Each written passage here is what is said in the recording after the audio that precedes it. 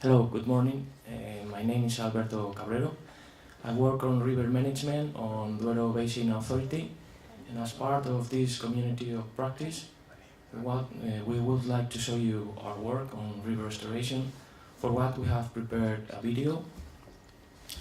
Afterwards, we would like to provide you some technical data of the works we have done. And just to finish, we will show you a sequence of images of how the river is evolving after the works, how it's by the recovery of its natural functioning, how its form is recovering. So let's start with the video.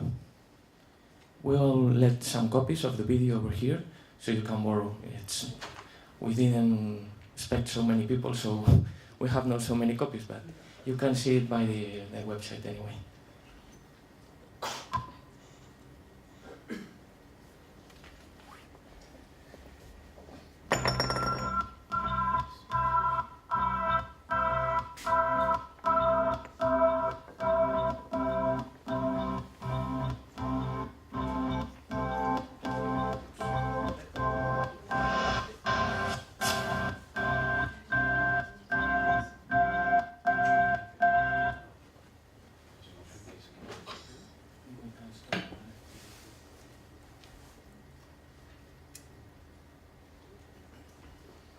Second chance.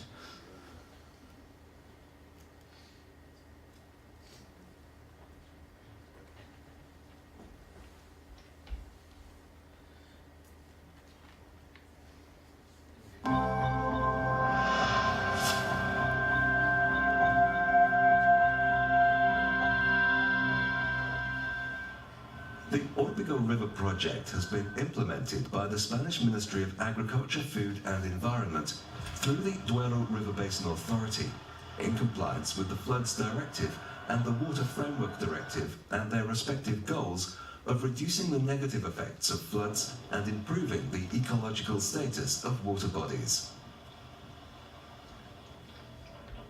The idea behind the project was that by restoring river connectivity with the floodplains, the hydraulic capacity of the river in the event of flooding would be vastly increased, since it would be able to absorb more water in a controlled manner.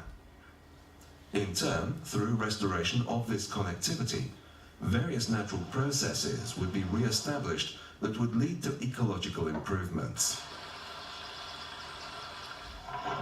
In summary, the project consisted of removing all of the existing defensive structures along 23 kilometers of riverbed, or setting them back beyond the floodplain, depending on whether land use in the floodplain was compatible or not with flooding. In the case of setting the structures back, the location of the new defensive structures was selected on the basis of hydrologic and hydraulic studies in such a way as to exploit the maximum hydraulic capacity of the floodplain to abate floods, respecting and thereby increasing the protection of areas occupied by populations. Until recently, the technique used to protect an area from flooding was to confine rivers within very narrow channels, which gave a full sense of security. This type of solution increases the speed and height of floodwaters within the channel, generating very high levels of pressure and erosive forces, and posing an unacceptable risk in the event that the defensive structures are breached. If floodwaters exceed the hydraulic capacity of the channel, the water will overflow with much more force than that of a natural flood, allowing vast quantities of water to inundate the very areas that the defensive structures were intended to protect. The collapse of containment structures exacerbates the damage caused and even prevents the water from returning to the river, provoking major, more long-lasting flooding and thereby increasing risk.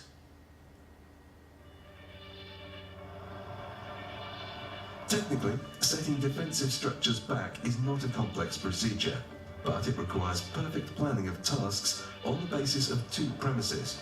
Before removing the obsolete structures, the new ones should be fully functional. And secondly, the materials used to construct the new infrastructures should come from the old ones, so that any intervention maintains the safety of the population and minimizes the need for new materials.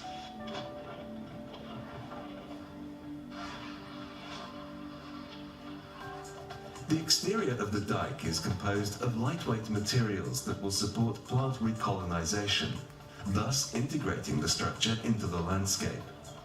The very large stone blocks laid at its base are placed below ground level to prevent the current from moving them and causing the entire structure to collapse.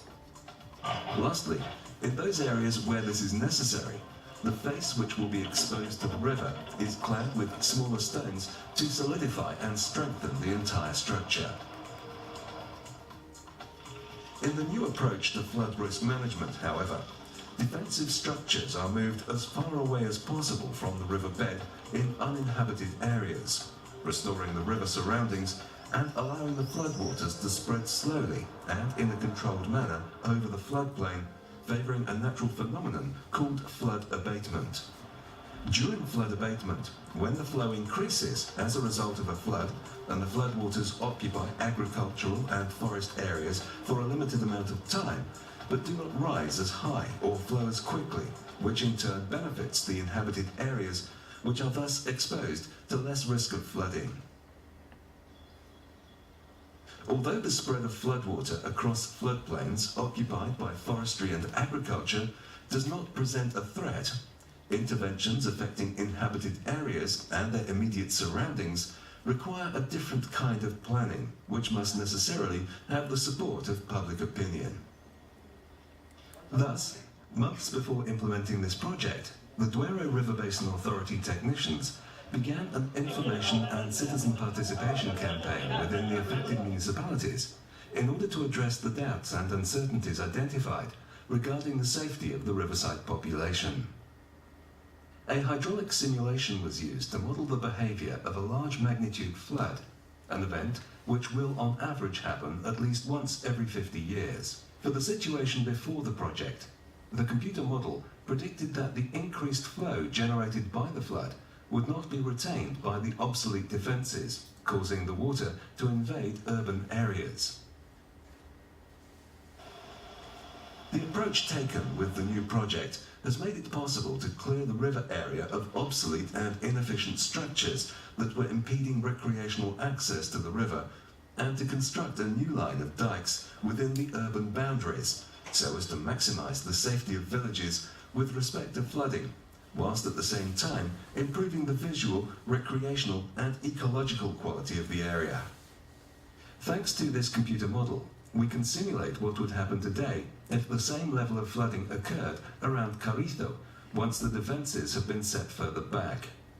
The red line represents the new chain of defences constructed to contain a flood of up to 35% higher, while the yellow line depicts the old chain of defences. When the flood reaches the area, the water crosses the former defensive line easily, but hardly touches the modern line, because there is now sufficient space for it to spread throughout the width of its channel and into some wooded riverside areas. Once the work has been completed, this stretch of the Orbigo River will become a benchmark in sustainable socio-economic development, where the naturalness of the river area will constitute another economic asset, and in which the desired level of protection against flooding will have been definitely achieved.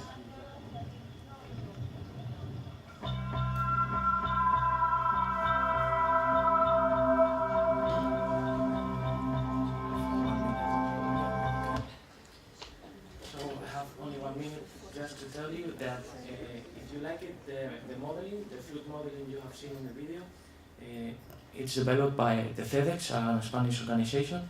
One of its representatives is over in the back, Fernando Magdaleno, so you can ask him how it works and if it's useful for you. And as long as only have a minute, we will go directly through the photographs of the... How can I show this?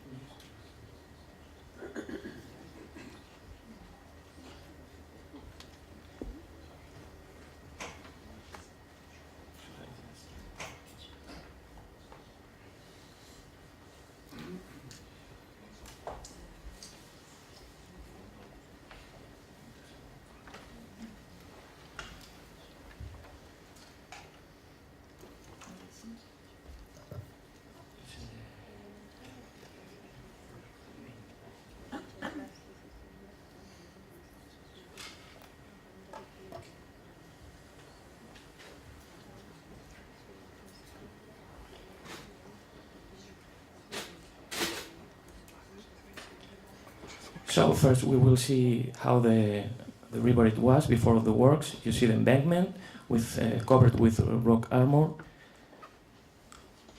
Due to the works, we removed the upper part. You can see it, and this is high waters. And then in the spring, a flood event came. So now you see how the works are properly functioning. Water is accessing the floodplain, and you can imagine what is happening down the water. So the form of the river is recovering from its former embankment. Well, thank you so much. I hope it's. Thank you very much.